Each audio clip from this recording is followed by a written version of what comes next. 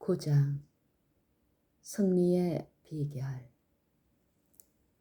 우리 하늘 아버지께서는 어떤 것이든지 완전하지 않으면 만족해 하지 않으신다. 그분께서는 태초에 사람을 완전하게 만드셨으며 그분의 구속 계획은 그분의 자녀들로 원래의 완전한 형편에 이르도록 회복하여 저들로 그분의 형상을 반사하도록 고안하셨다. 그는 사도가 한 아름다운 말씀 가운데서 다음과 같이 약속하셨다. 하나님이 미리 아신 자들로 또한 그 아들의 형상을 본받게 하기 위하여 미리 정하셨으니 이는 그로 많은 형제 중에서 맏아들이 되게 하려 하심이니라. 로마서 8장 29절. 새로 남으로 시작되는 이 회복은 정결케 하고 새롭게 하는 과정으로서 이 일은 하나님께서 저들을 신뢰하고 저들과 협력하실 수 있을 때에 이루어진다. 어떤 한 사람이 심상치 않은 질병으로 고통을 받게 된다. 그는 그 신체가 정상적인 발육을 하지 못하는 것을 인식하게 되고 그의 주치의는 심상치 않은 고질병이라고 선언한다. 이 환자의 생명을 건질 수 있는 길은 오직 한 가지뿐이 없는데 이는 외과 의사의 손을 빌어 수술도를 이용하여 자라고 있는 독성이 가득한 세포를 잘라내는 일이다. 잘라낸다고 하는 것은 고통과 아픔이 뒤따른다는 것을 의미한다. 그러나 그와 같은 질병에서 회복될 수 있는 길이란 이 밖에 다른 길이 없다. 환자의 수술이 성공하느냐 못하느냐 하는 것은 환자가 그의 외과 의사를 얼마나 신뢰하느냐에 달려 있다. 또한 그의 건강을 회복시키기 위해 환자 자신이 얼마나 협력하느냐에 회복 여부가 달려 있다. 이와 마찬가지로 죄 역시 우리 자신들이 죄가 없어졌으면 하고 바라는 것 또는 우리의 연약한 육체가 노력함으로써 없어지는 것이 아니다. 이와 마찬가지로 죄 역시 우리 자신들이 죄가 없어졌으면 하고 바라는 것 또는 우리의 연약한 육체가 노력함으로써 없어지는 것이 아니다. 죄가 제거되고 치유될 수 있는 유일한 희망은 거룩한 의원이 수술도를 대는 것이다. 우리는 그분의 사랑, 그분의 능력, 완치를 위해 그분께서 제공하시는 치료제를 전적으로 신뢰하는 것이 필요하다. 그리스도께서 이미 육체의 고난을 받으셨으니 너희도 같은 마음으로 갑옷을 삼으라.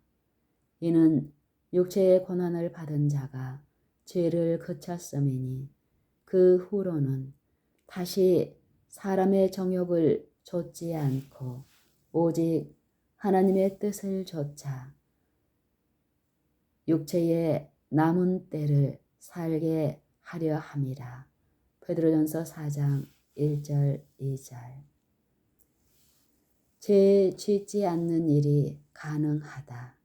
그러나 고통이 없이 그리고 죄의 본성인 자아에 대해 먼저 죽는 일이 없이는 가능하지 않다.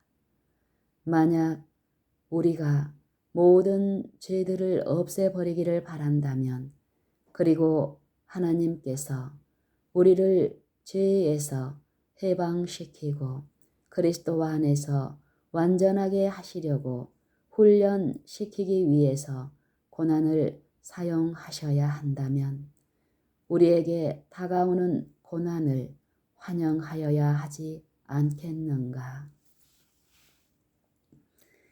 이 땅의 울부짖음은 하나님 앞에 상달되었다. 주여, 고통을 제하여 주십시오. 세상을 어둡게 하는 흑암을 당신이 지으셨습니다. 휘감는 사슬은 마음을 억누르며 그 목에는 날개를 내려 눌러 아프게 합니다. 주여, 당신이 만든 세상에서 오는 아픔을 제하여 주십시오. 그렇게 되면 당신을 더욱 사랑할 것입니다. 그러자 그분께서 만드신 세상을 향하여 이렇게 대답하셨다. 내가 고통을 없애야 하겠느냐? 마음과 마음을 함께 이어주고 커다란 희생을 하도록 하는 동정심을 없애야 할 것이냐? 너희가 화염 가운데서 일어난 모든 영웅들을 잃어버리겠단 말이냐? 내가 값을 치르고 구속한 사랑과 손실을 통해서 되찾은 미소를 없애버려야 한단 말이냐? 십자가에 있는 그리스도를 향해 올라가는 생명들을 어떻게 할 것이냐? 하나님의 길이 최상의 길이다. 믿음이 있는 제자들은 고통이나 슬픔 때문에 자아를 동정하거나 원망하지 않는다. 그는 생애의 투쟁을 하나님께서 은혜 안에 자라도록 기회를 주신 것이라고 생각하고 가시의 면류관을 면류관으로 생각하고 쓴다. 나는 그리스도인의 완성이란 오로지 슬픔과 고난을 통해서만 이루어진다고 말하는 것만은 아니다.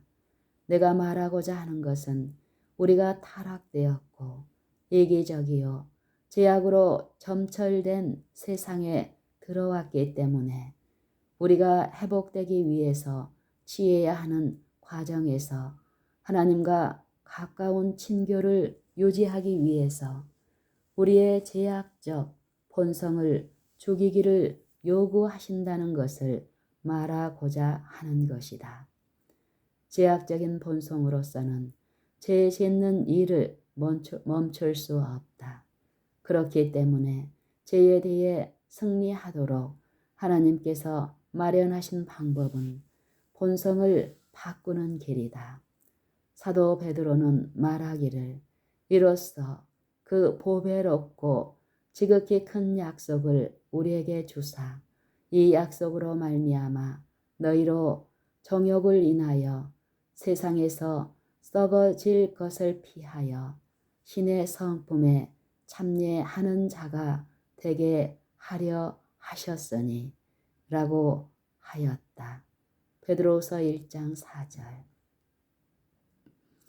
거룩한 본성에 참여하기 위해서 육신, 즉 죄의 본성을 십자가에 못 박으라는 요구를 받고 있는데 이 일은 많은 사람들이 이해하는 것보다 훨씬 심각하고 고통스러운 일이다. 사도 바울은 내가 그리스도와 함께 십자가에 못 박혔나니 그런즉 이제는 내가 산 것이 아니요 오직 내 안에 그리스도께서 사신 것이라고 하였다. 갈라디아서 2장 20절.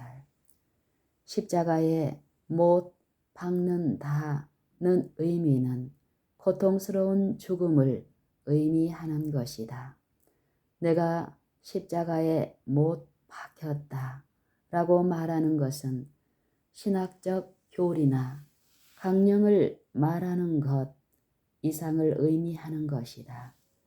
우리가 거룩한 선생이시여 주님께서 어떻게 하면 우리가 완전하게 될 수 있는가에 대해 말씀하신 것이 있는데, 이는 그분께서 고통을 통해서 완전하게 되셨기 때문에 그 길을 우리에게 소개하신다.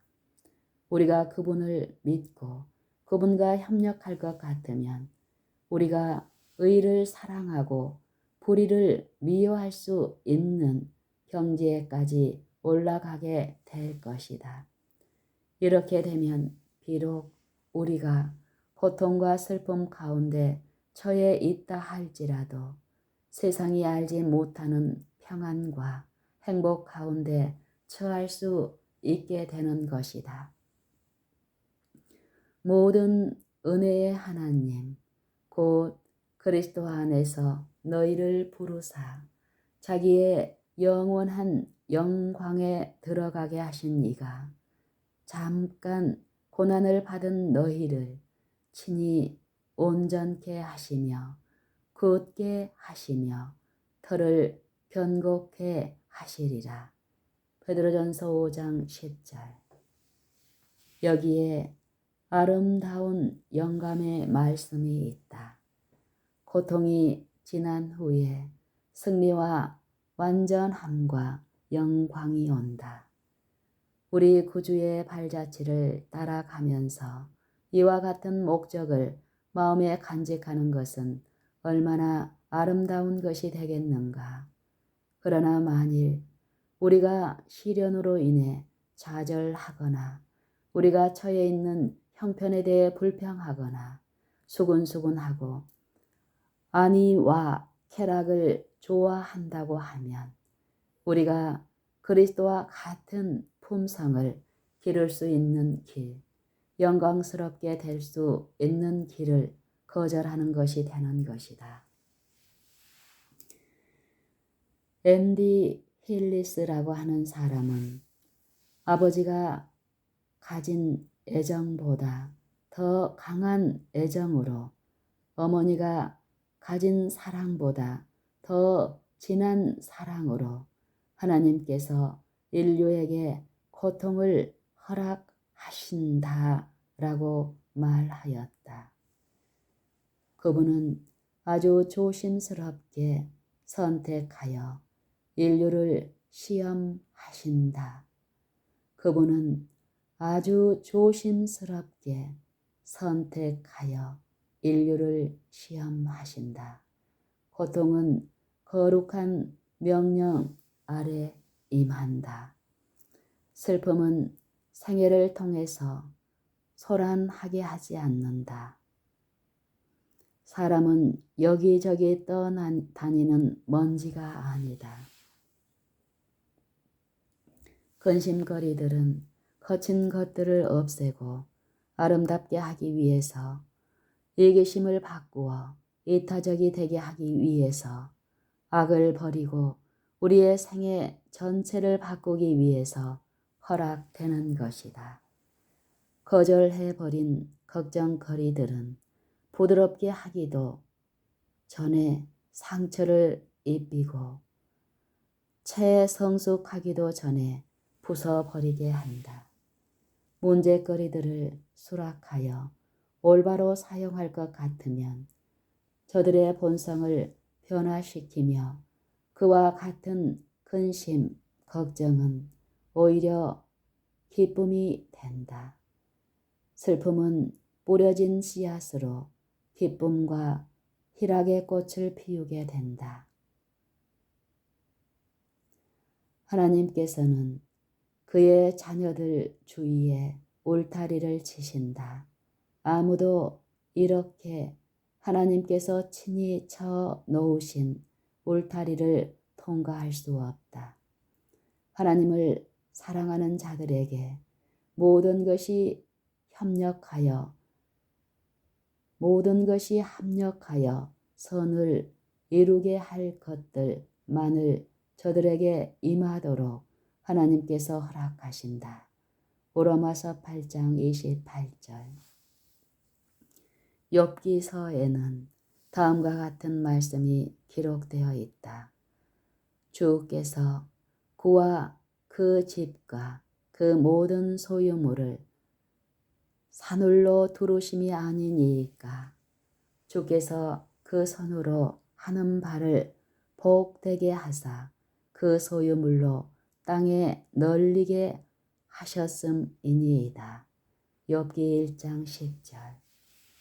욥은 고상하고 의로운 사람, 많은 재물과 친구들을 가진 사람으로서 주위 사람들에게서 존경을 받는 사람이었다. 하나님께서 사단으로 하여금 순간적으로 연속하여 그에게 재난을 허락하도록 하셨는데 그의 자녀들을 없애버리고 그의 재산과 심지어 그의 건강을 박탈하도록 허락하셨다. 친구로 사귀어 오던 사람들이 그를 비난하고 저주하고 그의 아내는 하나님을 저주하고 죽으라고 간언하기까지 하였다. 그러한 판국에 처해 있는 욥에 대해 성경은 이 모든 일에 욥이 범죄하지 아니하고 하나님을 향하여 어리석게 원망하지 아니하니라고 하였다. 욥기 1장 22절. 광명할 때와 마찬가지로 어두운 구름이 뒤덮였을 때에도 하나님을 신뢰한 얼마나 숭고한 모본인가. 그의 굽힘이 없는 확신이 그로 하여금 그가 나를 죽이실지라도 나는 그를 신뢰하리라 고 외칠 수 있게 하였다. 욥기 13장 15절. 욥은 그와 같은 모든 재난과 고난에 하나님의 특별한 목적이 있다는 것을 알았으며 그 끝에 가서는 그를 위해 승리가 기다리고 있을 것이라는 것을 알았다. 그리하여 그는 말할 수 없는 고뇌와 슬픔 가운데서라도 그 자신을 하나님의 뜻에 맡겼다. 그의 창조자를 전적으로 신뢰하는 가운데 나의 가는 길을 오직 그가 아시나니 그가 나를 단련하신 후에는 내가 정금같이 나오리라 고 외칠 수 있었다. 욥기 23장 10절. 욥은 사단을 대항하여 그리고 자아에 대해 승리를 거두었으며 그에게 임한 고통 가운데서 그는 하나님의 계시와 그 자신에 대해 다음과 같이 외쳤다. 내가 주께 대하여 귀로 듣기만 하였사옵더니 이제는 눈으로 주를 배움나이다. 그러므로 내가 스스로 한하고 티끌과 재 가운데서 회개하나이다. 욥기 42장 5절 6절. 그런 일이 있은 후에 그에게 하나님의 축복이 2배 이상으로 임하였는데 가족과 친구와 재물에 있어서만이 아니요 새로운 영적 능력에 있어서도 갑절의 능력을 받았다. 하나님께서는 그분의 자녀들을 저희가 알지 못하는 길로 인도하신다. 그러나 그분은 당신을 신뢰하는 사람들을 잊어버리시거나 던져버리지는 않으신다. 그분은 욥에게 고통이 이르는 것을 허락하셨으나 욥을 버리지는 않으셨다. 그분은 사랑하는 요한을 적적한 밤모섬에 기양 가는 것은 허락하셨으나 하나님의 아들은 그곳에서 그를 만나셨고 그의 계시는 불멸의 영광의 장면으로 충만되었다. 하나님께서 당신의 백성들에게 저들의 성실성과 순종으로 저희 스스로가 영적으로 부유하게 되고 저들의 모범이 다른 사람들의 힘의 근원이 되게 하기 위하여 시련을 허락하신다.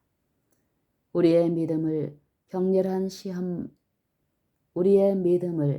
격렬히 시험함으로 하나님께서 우리를 버리신 것처럼 보이게 하는 바로 그 시련들은 우리가 우리의 모든 짐들을 그리스도의 발 아래 놓고 그 대신 그분께서 우리에게 주시는 평안을 경험하게 하도록 우리를 그분께 더욱 가까이 인도하시기 위함이다. 하나님께서는 그분의 자녀들을 저희가 알지 못하는 길로 인도하신다. 그러나 그분은 당신을 신뢰하는 사람들을 잊어버리시거나 던져버리지는 않으셨다. 그분은 욥에게 고통이 이르는 것을 허락하셨으나 욥을 버리지는 않으셨다. 그분은 사랑하는 요한을 적적한 밤모섬에 기양 가는 것을 허락하셨으나 하나님의 아들은 그곳에서 그를 만나셨고 그의 계시는 불멸의 영광의 장면으로 충만되었다. 하나님께서 당신의 백성들에게 저들의 성실성과 순종으로 저희 스스로가 영적으로 부유하게 되고 저들의 모범이 다른 사람들의 힘의 근원이 되게 하기 위하여 시련을 허락하신다. 우리의 믿음을 격렬히 시험함으로 하나님께서 우리를 버리신 것처럼 보이게 하는 바로 그 시련들은 우리가 우리의 모든 짐들을 그리스도의 발 아래 놓고 그 대신 그분께서 우리에게 주시는 평안을 경험하게 하도록 우리를 그분께 더욱 가까이 인도하기 위함이다.